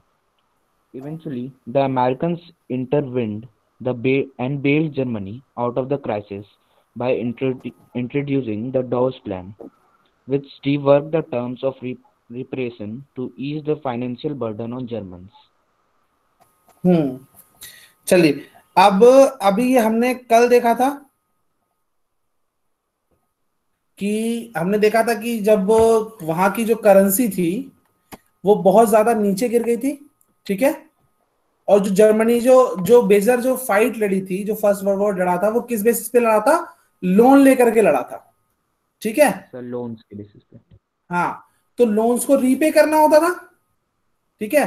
तो उसके लिए उसने gold जो था, gold reserve जो उसे खत्म करना पड़ा, वो वापस देना पड़ा, गोल्ड के रूप में पे करना पड़ा उसे। और जब उसने गोल्ड पे कर दिया, रिजर्व जो था उसके ऊपर, तो उसकी जो करेंसी थी वो उतनी ही ज्यादा कम मतलब हल्की होती चली गई कंपैरेटिव टू यूएस डॉलर। बच्चों, पहले क्या होता था, तुम्हें थोड़ी सी एक बात तो बताता हूं कि आपने कभी सोचा है सब लोगों ने कि जो कोई भी कंट्री है वो वर्ल्ड बैंक से लोन क्यों लेता है, जबकि उसके अपने पास तो प्रिंटिंग प्रेस रहती है, वो चाहे तो जितना भी पैसा छाप ले, वो लोन क्यों ले रहा है दूसरे कंट्री से? फॉर एग्जाम्पल अगर हम देखें तो इंडिया पे बहुत सारा कर्जा था वर्ल्ड बैंक का, या पाकिस्तान हमेशा दूसरे कंट्री से कर्जा लेता रहता है, कभी पाकिस्तान यूएस से लेता है, कभी वो चाइना से लेता है, कभी किसी और लिमिट होती है, पैसे छापने की एक लिमिट होती है। नहीं तो कैसे तय करेंगे वो लिमिट बेटा? वो तय करते थे अपन लोग गोल्ड रिजर्व के बेसिस पर। पहले ऐसा माना जाता था कि गोल्ड की जो वैल्यू है वो पूरी दुनिया में एक ही यूनिट पे है, राइट? Yes sir. मतलब जैसे अपन देखते हैं ना, ग्राम होता है, मीटर होता है, लीटर होता है, ठीक है। तो हम सब मानते थे कि जो गोल्ड है उसकी यूनिट जो है वो पूरे उसमें वो सभी जगह हर एक कंट्री में सेम है, और उसी के बेसिस पे जिसके पास जितना गोल्ड है उसके उस कंट्री में उतना ही पैसा सर्कुलेशन में रह सकता है, उतनी ही वैल्यू की करेंसी सर्कुलेशन में रह सकती है। अभी थोड़ा सा इसमें बदलाव आया बेटा, वो जब मैं हिस्ट्री ऑफ करेंसी का भी पढ़ाऊंगा या कुछ और इस तरह का टॉपिक पढ़ाऊंगा तब मैं तुमको क्लियर करूंगा कैसे करते हैं। Yes sir. जैसे ऑयल कंट्री है सर, दुबई, और सर उनमें करेंसी की वैल्यू सब बहुत हाई है सर, 246 रुपीज होती है सर एक कुवैत दिनार की, क्योंकि वहां पे बहुत ज्यादा है, 200-250 रुपए के आसपास। तो वहां गोल्ड की वैल्यू बहुत कम होगी ना? नहीं बेटा, कुवैती दिनार बहुत महंगा है, मतलब अगर 250 रुपए का आ रहा है, 250 रुपए में एक कुवैती दिनार आएगा लगभग, ऐसे समझो। Yes sir. तो वहां पर उस जगह पर उसके यहाँ उस कंट्री में गोल्ड की जो वैल्यू होगी ना, प्राइस जो होगा वो कम होगा, सस्ता होगा, गोल्ड बहुत ज्यादा होगा इसलिए, क्योंकि वहां पर गोल्ड बहुत ज्यादा चाहिए ना। सर वहाँ तो गोल्ड ज्यादा होना चाहिए क्योंकि उनके गोल्ड ज्यादा है, प्राइस कम है, गोल्ड ज्यादा है तो प्राइस कम है, ज्यादा होगी उसका प्राइस कम होगा ना, ठीक है, समझे नहीं समझे? Yes sir. अगर 10 फल वाले हैं, सुनो, एक तुम्हारी सोसाइटी में जिसमें तुम रहते हो वहां पर 10 फल वाले हैं, सबने तरबूज रख रखे हैं, ठीक है, तो तरबूज का प्राइस कम होगा। और एक सोसाइटी आपने क्या बोला तरबूज अभी? उसी सोसाइटी में सुनो बेटा, सुनो तो सही, उसी सोसाइटी में एक सेब वाला है, उसके वो सिर्फ अकेला है जिसके पास सेब है, ठीक है, 11 लोग है टोटल, उसमें से 10 के पास सिर्फ तरबूज है और 1 के पास सिर्फ सेब है। ठीक है, तो महंगा कौन बेच सकता है, जिसके पास चांसेस ज्यादा होंगे बेचने के महंगे? ज्यादा जो ज्यादा चीज है उसके में तो कंपटीशन होगा ना, कि मान लीजिए मैंने 10 रुपए किलो बोला तो सामने वाले ने 8 रुपए किलो बोल दिया, दूसरे वाले ने 6 रुपए किलो बोल दिया। सर अगर जैसे अगर कोई सर आयरलैंड आगे जाके फाउंड हो गया, कोई छोटा सा, उन्होंने अपनी करेंसी बनाई, थोड़ा ही गोल्ड है उनके पास, तो सर उनका भी महंगा हो जाएगा फिर? बेटा अपने अपने कंट्रीज की वैल्यूज होंगी ना, वो पहले तो ऐसे थोड़ी होता है कि जैसे तुम सोच रहे हो कि जाकर किसी ने आयरलैंड बना दिया, ऐसे इस तरह से नहीं होती। मैं वही तो बता रहा हूँ चीजें, कि अब वो चीजें चेंज हो गई हैं तुम्हारे इस तरह के क्वेश्चंस की वजह से ही, क्योंकि सिर्फ गोल्ड पे ही नहीं अब डिपेंड करती है, बहुत सारी चीजों पे डिपेंड करती है करेंसी की वैल्यू। ठीक है, यस सर। अब तो ये हो रहा है कि बिटकॉइन होगी सर, डिजिटल। बिटकॉइन तो चलो वो बात की बात है, अभी तो इंडियन गवर्नमेंट ने उसको अलाउ ही नहीं किया है, वो फेक करेंसी ही है अभी तक तो। और दूसरा साथ में मैं बताना चाह रहा था कि सुनो, देखो अगर ऐसा ही है तो तुमको थोड़ा सा हिंट दे देता हूँ, कौन सी कंट्री से कितना ज्यादा इंपोर्ट होता है, कितना ज्यादा एक्सपोर्ट होता है, इस बेसिस पे भी होता है। ठीक है, किस कंट्री के पास नेचुरल रिसोर्सेज जो गैस है या फिर ऑयल है, रिफाइनरीज के जो काम आने वाली चीजें हैं, वो कितना ज्यादा रिजर्व है उसके पास, इन सारी चीजों के ऊपर, प्लस गवर्नमेंट कितनी स्टेबल है, प्लस लोगों की क्या स्थिति है वहां, पर कैपिटा इनकम कितनी है, जीडीपी किस रेट से बढ़ रही है, इन सब चीजों पे भी डिपेंड करता है।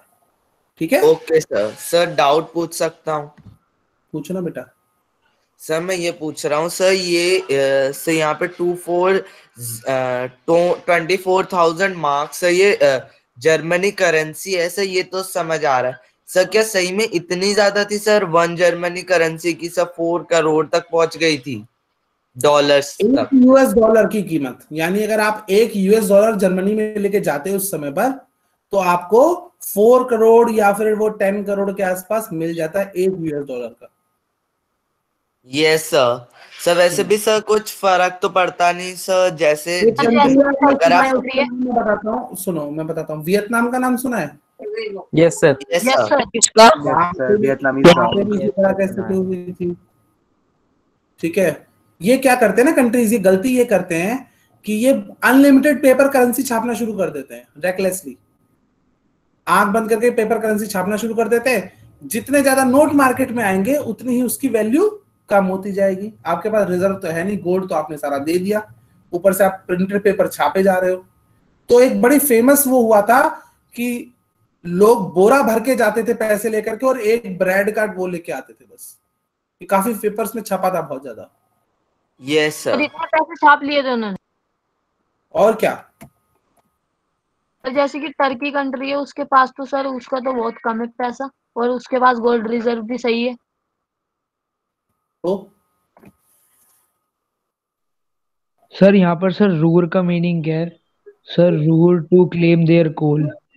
सर जगह का कहाँ नाम पर? सर, रूहुर के बारे में। Yes sir, Ruhr. सर उनकी कॉल माइन थी सर, जर्मनी की, जो सर वो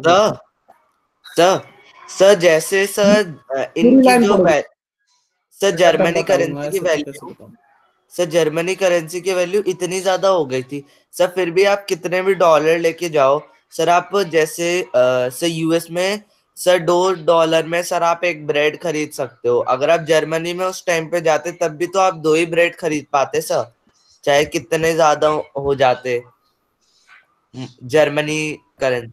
हाँ लेकिन अगर आप, ठीक है बिल्कुल सही बात है। अब एक बात बताओ, आपके पास ऑलरेडी $100 है, ठीक है? Yes sir.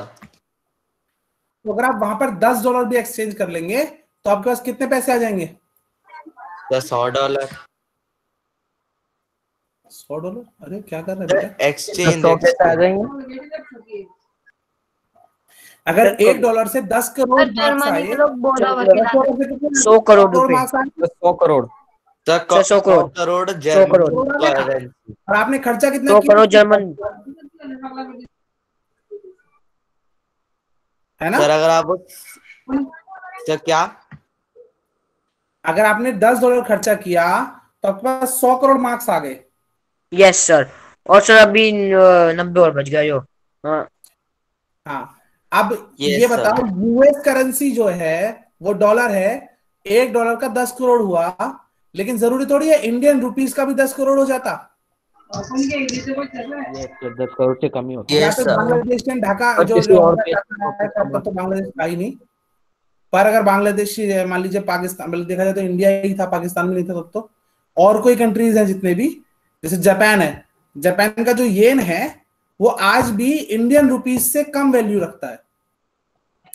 यानी अगर आप 1 येन लेके आएंगे तो 1 येन के बदले में आपको सिर्फ 0.75 रुपीज मिलेंगे, 75 रुपीज। ठीक है सर, जर्मनी के लोग इसलिए भी क्राइसिस में चले गए थे ना, क्योंकि सर उन्हें अब उतने रुपीज एक्चुअली में मिल नहीं रहे थे, चाहे उतने ही जर्मनी करेंसी मिल रही हो, पर उनकी वैल्यू गिर गई थी, तो उतने में नहीं खरीद पाएंगे वो। देखो, एक तो ऑलरेडी गरीबी थी, ठीक है, महंगाई बहुत ज्यादा बढ़ गई थी, ठीक है, और करेंसी की वैल्यू बिल्कुल खत्म हो गई थी। यानी जिस आदमी ने जीवन भर मेहनत करके खूब सारे पैसे बचाए, मान लीजिए किसी आदमी ने पूरी जिंदगी मेहनत की और उसने 10 लाख मार्क्स बचा लिए, ठीक है, तो कुछ ही समय में उसकी वैल्यू कितनी घट गई? जो 10 लाख मार्क्स उसने बचाए थे वो तो $1 के भी नहीं बचे। थे तब 10 लाख मार्क्स की वैल्यू होती थी शायद 10 लाख, $1 लाख या $10,000। ये सर, हाँ, तो ये मैं समझाना चाह रहा हूँ। सर फिर ऐसे भी तो सर कईयों ने पैसे कमाए होंगे सर, क्योंकि उन्होंने क्या किया होगा सर, अपने टाइम के जो सर जर्मनी करेंसी थी उसे डॉलर में कन्वर्ट कर दिया, और फिर सर जब ऐसी इकोनॉमिक क्राइसिस आया तब उसे जर्मनी करेंसी में कन्वर्ट कर दिया, और सर जब वापस इकोनॉमिक नॉर्मल पे आया तो सर वो बहुत ज्यादा पैसे आ गए उनके पास। बेटा वो सर इस समय डॉलर में ही क्यों कन्वर्ट कर सकते थे, और इससे बढ़िया कोई करेंसी नहीं थी उस टाइम। अब जरा मुझे एक बात बताओ बच्चों, तुम लोग इतनी बातें सोच रहे हो, जब मेरे पास फॉर एग्जांपल 10 करोड़ मार्क्स थे, ठीक है, जब मैंने उसको क्या किया, डॉलर में कन्वर्ट करा लिया, और डॉलर की वैल्यू थी उसके मुझे मिली बदले में $1, ठीक है, आप प्यार से सुनते रहना। फिर क्या हुआ कि वो बाद में नॉर्मल हो गया, ठीक है, नॉर्मल हो गया, तो मुझे बदले में कितने डॉलर, फॉर एग्जांपल तब हो गया वो $1 का 100 मार्क्स हो गया, ठीक है, तो मैंने स्टार्टिंग में जमा कितने किए थे? 10 करोड़। 10 करोड़। और मुझे बदले में कितने मिलेंगे? 100 से 100 मार्क्स। ज्यादा अमीर हुआ कि गरीब हुआ मैं? सर वो बात नहीं कर रहा मैं कह रहा हूँ पहले जब बराबर थी तब कन्वर्ट किया, और फिर जब ऐसे क्राइसिस आई तब कन्वर्ट करके सर ज्यादा हुए, और उसको बाद में कन्वर्ट किया जब। बेटा जब इंसान के पास खाने का नहीं होता है ना, तो वो बिजनेस की नहीं सोचता। जैसे अभी सब लोग लॉकडाउन में घर में थे ना, तो कोई आदमी सोच पा रहा था कि पिकनिक पे जाएंगे? नो सर, सब लोग ये सोचते थे कि भैया घर में आराम से सेफली रहे, किसी को कोई इन्फेक्शन ना हो, किसी को कोई प्रॉब्लम ना आए, सब सेफ रहे, ये सोचते थे ना? यस सर, मैं वो नहीं पूछ रहा, मैं पूछ रहा हूँ ऐसा भी कई स्कैम हुए होंगे ना उस टाइम पे। बेटा स्कैम तो सब समय पर होते ही रहते हैं, लेट्स सी, पता नहीं क्या हुआ होगा, है ना? Okay sir. सर इसको एक तरीके से हम स्लैम नहीं बोल सकते सर, ये तो दिमाग का इस्तेमाल करना हो गया काफी अच्छा। क्या चीज? सर जो ये करेंसी बदल के सर इसे स्कैम नहीं बोल सकते सर, इसे तो दिमाग का खेल बोल सकते हैं सर, काफी अच्छा दिमाग चलाया गया। देखो बेटा, इस तरह की, मैं फिर वही बता रहा हूँ कि इस तरह की बहुत सारी चीजें होती हैं जो हम सिर्फ सोच सकते हैं, पर जब उन्हें एग्जीक्यूट करते हैं तो बहुत सारी प्रॉब्लम्स आ जाती हैं, ठीक है। अगर मुझे करेंसी का यही करना होता था, तो अगर मेरे पास फॉर एग्जांपल मैं दूसरे किसी कंट्री से हूँ, तो मैंने क्या किया, मैं गया, मैंने वहां पर जाके मार्क्स चेंज करवा लिए, $100 के चेंज करवा लिए, बहुत सारे आ गए मेरे पास। फिर जब वो करेंसी चेंज हुई तो बाद में क्या हुआ, मेरे पास बहुत सारे पैसे आ गए। फिर क्या हुआ, कंट्री ने कर दिया डिमोनेटाइजेशन, मार्क्स ही खत्म कर दिए। फिर अब क्या करूं उस मार्क्स का? मेरे पास हजार के बहुत सारे नोट थे, 100 करोड़ रुपए थे मेरे पास, हजार के। मोदी जी ने आए, मोदी जी एक दिन मोदी जी ने कह दिया आज के बाद 500,000 के नोट बंद। क्या करूं उस पैसे का? वो तो कागज हो गया। यस सर, वो भी चला गया। 2000 के नोट भी तो आए। तो बेटा वो उसका मैं वही तो दिखाऊंगा कि मेरे पास कहाँ से पैसे आए, प्रूफ भी तो दिखाना पड़ता है कि ऐसे जाके कन्वर्ट नहीं करवा सकता, सो बहुत सारा टैक्स देना पड़ेगा, फिर मेरे को मुझे प्रूफ देना पड़ेगा मैं कहाँ से कमाए हैं, मैं कहाँ से लाया हूँ इतना पैसा, वरना उठा के मेरे को जेल में डाल देंगे। Yes sir. समझे? सर तो उस टाइम जो बड़े बड़े सर जो कूड़ेदान वगैरह में फेंक दिए सारे पैसे। तुम लोगों ने ऐसी न्यूज सुनी होगी ना कि बोरे मिले हैं जिसमें 2000 के नोट मिले हैं, 1000 के नोट समुद्र में फेंक यस सर, ये तो सर कंट्री के पैसे हुए ना, क्योंकि सर जो एक्स्ट्रा हुए सर इसी कारण से सर, ऐसे ही तो सर स्कैम 1992 हुआ था। चलो अब पुरानी बातों को उनको छोड़ो, यहाँ पर आ जाते हैं, अपना चैप्टर बहुत बड़ा है, ठीक है? टाइम पे जब 500,000 के नोट बंद हुए थे, जो बड़े बड़े सर रिचेस्ट मैन थे इंडिया के, उन पे टैक्स लगा हुआ बहुत लगा बेटा। सर आधो ने तो डर से दिए ही नहीं। चलो आ जाओ इधर पढ़ेंगे। Yes sir. ठीक है, अब पढ़ेगा कौन पढ़ेगा, रुको मैं बताता हूँ।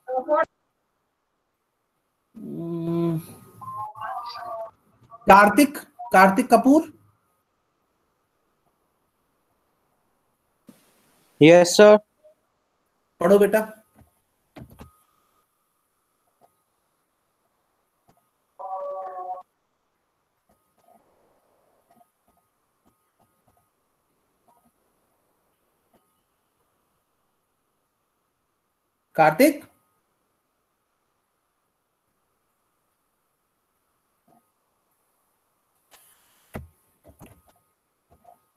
Kartik, am I audible to all of you? Yes sir. Yes sir. Yes sir. Kartik बेटा आपको मैसेज आया, आपकी आवाज नहीं आ रही है मेरे को। म्यूटेड है वो। कार्तिक आपने म्यूट कर रखा है बेटा, म्यूट बटन ऑफ करो।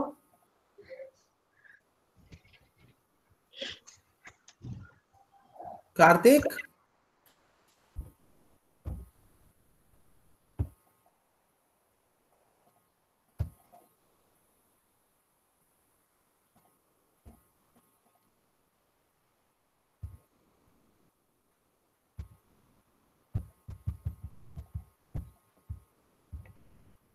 कार्तिक सर चैट में पूछ लीजिए सर, उन्होंने चैट में डाला है। Sir I unmuted my mic, पर बेटा वॉल्यूम तो नहीं आ रहा आपका। सर म्यूट ही है। सर माइक म्यूट ही है। म्यूट ही दिख रहा है। पढ़ने का मन नहीं होगा। अभी तो बोला था एकदम। देवांश, अभी तो आई उनके पास।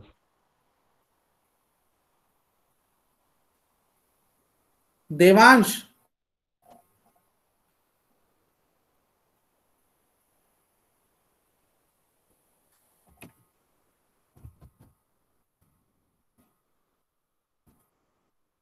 सौभाग्य, क्लास में नहीं आया शायद। नहीं सर। सौभाग्य पढ़ो बेटा। Okay, sir. The years of depression, the years between 1924 and 1928 saw some stability. Yet, this was built on sand. German investments and industrial recovery were totally dependent on short-term loans, largely from USA. This support was withdrawn when the Wall Street Exchange crashed in 1929. Fearing a fall in prices, people made frantic efforts to sell their shares. On the single day, 24th October, 13 million shares were sold. This was the start of the Great Economic Depression. Over the next 3 years, between 1929 and 1932, the national income of the USA fell by half. Factories shut down, exports fell, farmers were badly hit, and speculators withdrew their money from the markets. Speculators withdrew their money from the markets. The effects of this recession in the US economy were felt worldwide. The German आगे पढ़ना अभी रुक जा बच्चा। Okay sir. 1924 to 1928 क्या हुआ कि इस समय पर थोड़ा सा स्टेबिलिटी रहा सर। वो स्टेबिलिटी रहा क्यों? क्योंकि यूएस से इन्होंने पैसा ले लिया लोन शॉर्ट टर्म बेसिस पे और बोला कि ठीक है हम जो भी पैसा लेकर के अपने इंडस्ट्रीज में लगा रहे हैं, चीजें कर रहे हैं, लोगों की सैलरी दे रहे हैं, धीरे धीरे लोगों का काम चलेगा, पैसे आएंगे, लोग खर्चा करेंगे, टैक्सेस पे करेंगे, हमारे पास वापस पैसा आ जाएगा, हम लोन पे कर देंगे, है ना। फिर क्या हुआ कि यूएस में एक दिन अचानक से सारा मामला गड़बड़ आ गया। जो उसका वॉल स्ट्रीट है, जो उसका जो शेयर मार्केट है ना, वो क्रैश कर गया और क्रैश इतना खतरनाक कर गया कि एक दिन में 24 अक्टूबर को 13 मिलियन शेयर्स सेल किए गए एक दिन में। सर ये शेयर मार्केट मतलब गिरने या बढ़ने का मतलब क्या होता है? बेटा ये बहुत बड़ा टॉपिक है, कम से कम 2-3 घंटे लगते हैं एक शेयर मार्केट के सिर्फ स्टार्टिंग समझने में। बहुत लंबा टॉपिक है शेयर मार्केट। तुम इसको छोड़ो, तुम फिर इतना समझो कि कंपनीज क्या होती हैं कि वो अपने शेयर पब्लिक कर देती हैं, ठीक है, कुछ शेयर को पब्लिक कर देती हैं। वो कहते हैं कि फॉर एग्जांपल डाबर, कोई कंपनी का नाम सुना है आपने? Dabur. Yes sir. Yes sir. या रिलायंस, रिलायंस होगा। Yes sir. Yes sir. तो ये लोग क्या करते हैं कि ये अपनी कंपनी के कुछ शेयर पब्लिक कर देते हैं कि हमारी कंपनी में आप लोग भी एज अ ओनर जुड़ सकते हो, ठीक है। तो वो शेयर आपने खरीद लिया, फॉर एग्जांपल वो शेयर है 100 रुपए का, आपने खरीदा, ठीक है। अब उस शेयर को किसी वजह से कोई अच्छी न्यूज आई, आपकी सेल बढ़ गई, आपने अच्छा काम किया, आपका शेयर बढ़ के हो गया 100 रुपए का 200 रुपए। तो आपका वैल्यू, आपने 100 रुपए के 10 शेयर खरीदे थे, आपने टोटल इन्वेस्टमेंट कितना किया था? 1000 रुपए। 1000 रुपए। अब आपका इन्वेस्टमेंट कितना हो गया? 1000 रुपए का 2000 रुपए हो गया। लेकिन अगर आप गलती से ये मार्केट में खबर ये आ गई कि भाई आपने बहुत बुरा काम किया, आपने चोरी की है, आपने अच्छा काम नहीं किया है, इस तरीके से चीजें की हैं, तो क्या होगा? आपकी कंपनी की वैल्यू घट जाएगी। वैल्यू घट जाएगी तो आपकी कैपिटल घट जाएगी, और कैपिटल घट जाएगी तो आपकी शेयर की वैल्यू भी घट जाएगी। और जैसे शेयर की वैल्यू घटेगी तो आपने जो इन्वेस्टमेंट किया था 1000 रुपए, मान लीजिए वो 100 रुपए का शेयर था, वो घट के रह गया 70 रुपीज का। तो आपके जो 1000 रुपए इन्वेस्टेड थे वो कितने के रह गए? 700। अगर वही 100 रुपए का शेयर होने की जगह वो आ गया 10 रुपए पे, तब कितने रह गए आपके 1000 रुपए इन्वेस्टेड जो थे वो? 100 रुपए। और अगर वो 1 रुपए पे आ गया तो कितने रह गए? 10। सर 10। तो 1000 रुपए के कितने पैसे बच गए आपके? सिर्फ 10 रुपीज। ये लोगों के अंदर डर हो जाता है कि मैंने 1000 रुपए इन्वेस्ट किए थे, मेरे तो 500 ही रह गए, मैं क्या करूं, ठीक है। तो कि ठीक है चलो 500 तो बचेंगे मेरे, लोग डर जाते हैं कि 500 तो बचेंगे, चलो 500 दिखा लो। बात हो ना हो ये सब बाद में जीरो हो जाए। हाँ सर ये वॉल स्ट्रीट एक्सचेंज जो नाम है, ये सर शेयर यहीं पे इकट्ठे होते हैं सारे शेयर। ये एक तरीके से एक कंपनी है जिसके थ्रू शेयर्स बेचे और खरीदे ये एड भी है क्या? तो सर ये बेचते किसको है? वो स्ट्रीट ये मार्केट लोग खरीदते हैं, लोग बेचते हैं, कुछ लोग खरीदते हैं, कुछ लोग बेचते हैं। यस सर जो ये शेयर मार्केट होती है सर, इसमें ये भी होता है ना कि 50% से ज्यादा किसी कंपनी के शेयर खरीद ले तो वो कंपनी अब आपके अंडर में आ जाएगी। हाँ ये पिक्चर्स बहुत सारी देखी आपने, इसका मतलब मुझे लग रहा है। No sir. Yes sir. अपने मतलब वो ही ना बांटे कि मतलब आधा पैसा तुम लगाओ या आधा पैसा तुम्हारा, आधा पैसा मेरा, सारा उसी का हो, तब तो ना बेचे, उसमें क्या बात है? अच्छा ओके सर। जो नहीं बेचना चाहता शेयर अपने, वो ना बेचे, क्या दिक्कत है? नहीं सर, अगर कोई ऐसी कंपनी है जो मतलब जिसने शेयर के वो ही नहीं रखा ऑप्शन ही, खुद हाँ ही तो नहीं रख सकते। बहुत सारी कंपनी ऐसी होती है जो अपने शेयर ऑप्शन नहीं रखते, क्या हो गया तो उसमें? अच्छा मतलब वो खुद ही चलाते हैं। हाँ खुद चलाओ भाई, मेरी कंपनी है, मैंने सबसे ज्यादा सर वर्ल्ड वाइड फेमस है, वो अपने शेयर बड़े महंगे बेचती होगी फिर तो। हाँ जो अच्छी कंपनी है वो अच्छे महंगे, जो प्रॉफिट में कंपनी होगी सब लोग उसके साथ जुड़ना चाहेंगे। यस सर, अमेज़न की तरह। फॉर एग्जांपल टोटल आप समझो कि टोटल शेयर्स हैं 100, ठीक है, और खरीदने वाले 1000, ठीक है। अगर वो शेयर की क्वालिटी अच्छी होगी, जो उसकी कंपनी है वो अच्छी है, फॉर एग्जांपल एप्पल है या माइक्रोसॉफ्ट है या आपका अमेज़न है, या आपके रिलायंस है, या इस तरह की जो अच्छी कंपनीज हैं जो अच्छा कर रही हैं, लोग उनका शेयर अच्छे से खरीद सकते हैं। तो ज्यादा लोग खरीदने वाले होंगे तो प्राइस क्या होगा, बढ़ेगा ना। Yes sir. भाई सर बायर्स वही तो लोग बात ज्यादा है होंगे सर, तो स्कैम प्राइस बढ़ेगा। 1992 में। और अगर सेलर ज्यादा होंगे तो प्राइस क्या होगा, घटेगा। घटेगा। तो बस ऐसे ही चलता है। आगे बढ़े हम इससे। Yes sir.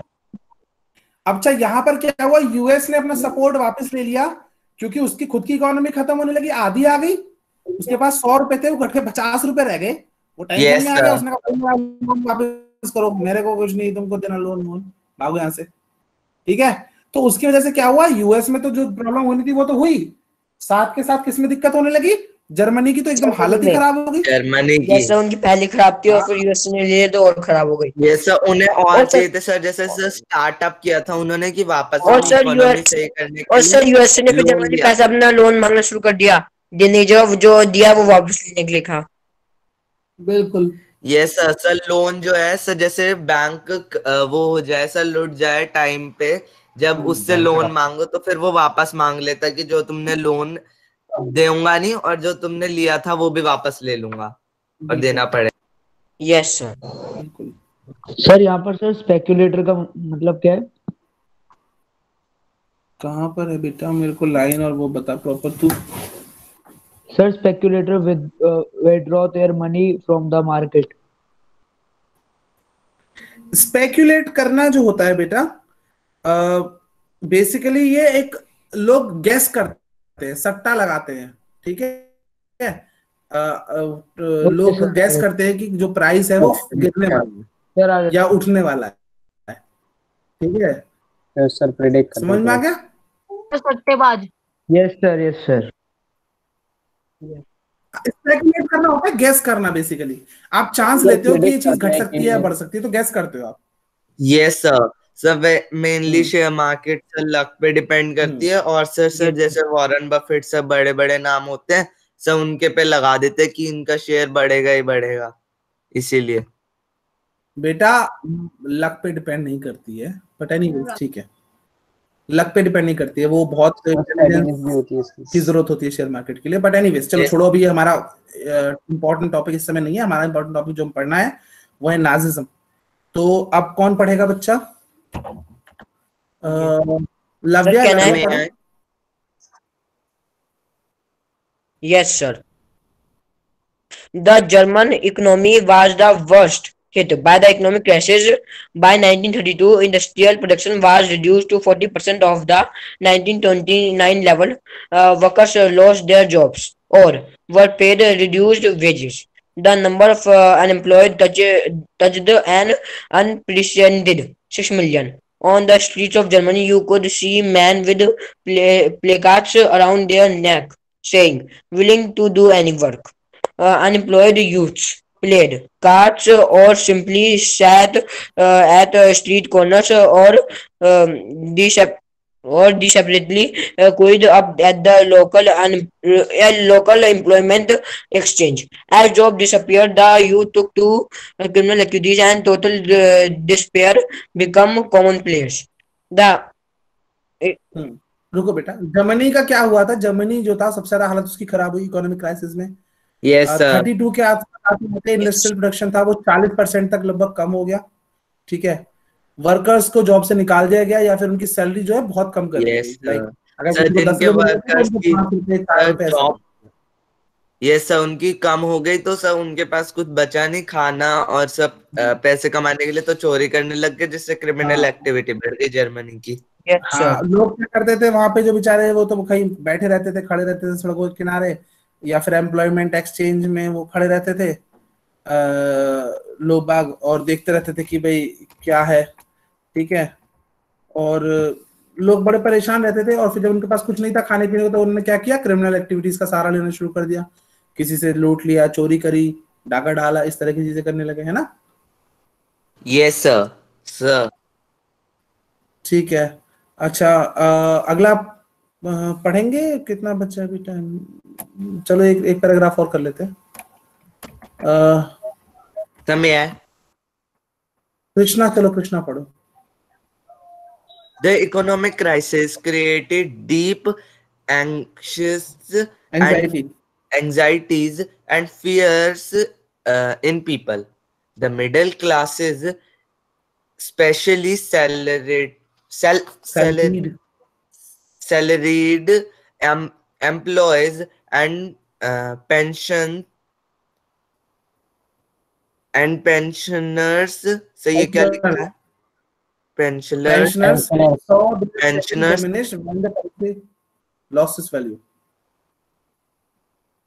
Small businessmen, the self-employed and retailers suffer as their से नीचे कर दीजिए.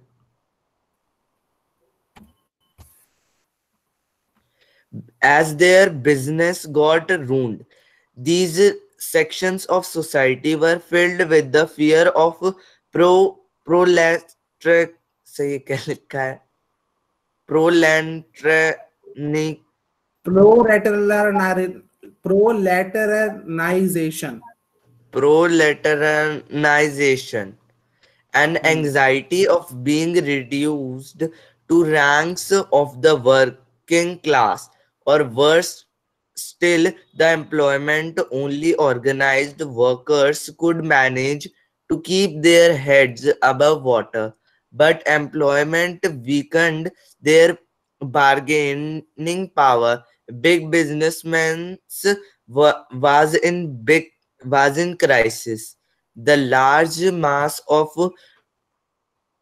peasantry was affected by the sharp fall in agricultural prices, and women unable to fill their children's stomach were filled with a sense of deep despair.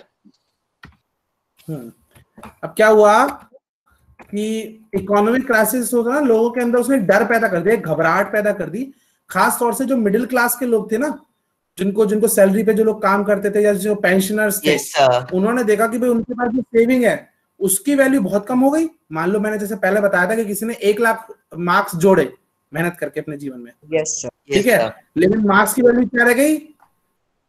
$1 के 10 करोड़. 10 करोड़ तो उसकी तो value कुछ भी नहीं, तो जीवन भर का पैसा जीरो हो गया उसका तो बेचारे का. ठीक है, तो वो लोग बड़े परेशान हो गए. ठीक है, बिजनेस वगैरह भी जो उनके, तो जो बिजनेसमैन थे, स्मॉल बिजनेसमैन वगैरह, वो लोग, उनकी भी जिंदगी खराब हो गई, वो परेशान हो गए. लोगों के दिमाग में एक ये फियर आ गया प्रोलेटराइजेशन का.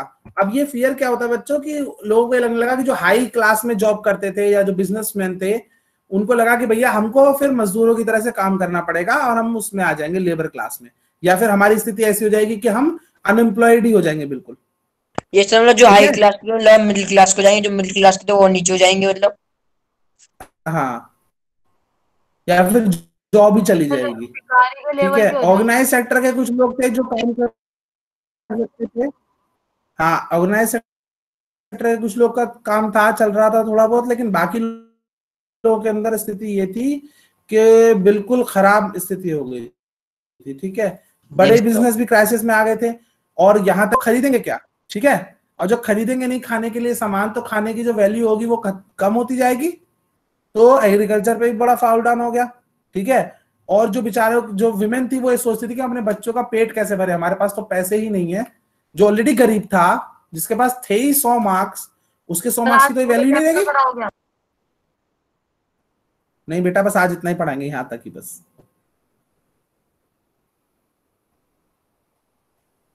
ठीक है, यस सर. ठीक है, तो हमने यहाँ तक पढ़ लिया है. इसके आगे का फिर हम नेक्स्ट क्लास में पढ़ेंगे. ठीक है, एक काम करिएगा, आप लोग थोड़ा सा पहले घर से पढ़ लीजिएगा, तो एक बार सर फटाफट से उसको निकालते चले जाएंगे. ठीक है, ओके सर. Okay sir. हाँ सर, जब मैं रीडिंग कर रही थी तो आपने मुझे बोला था कि मैं इतनी देर. बेटा, कौन बोल रहा है? सर, मैं अनम बोल रही हूँ. सर, जब मैं रीडिंग कर रही थी तो आपने बोला था कि आप मुझे बुला रहे थे. सर, क्या कह रहे थे?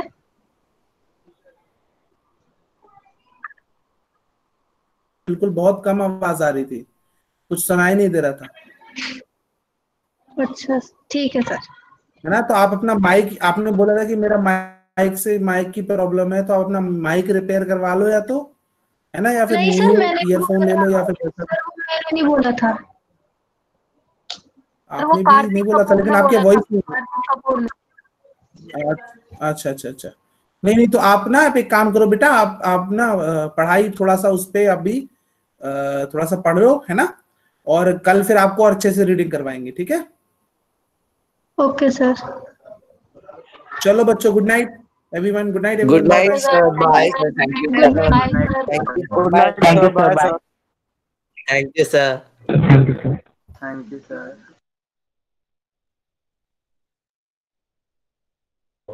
Bye, sir.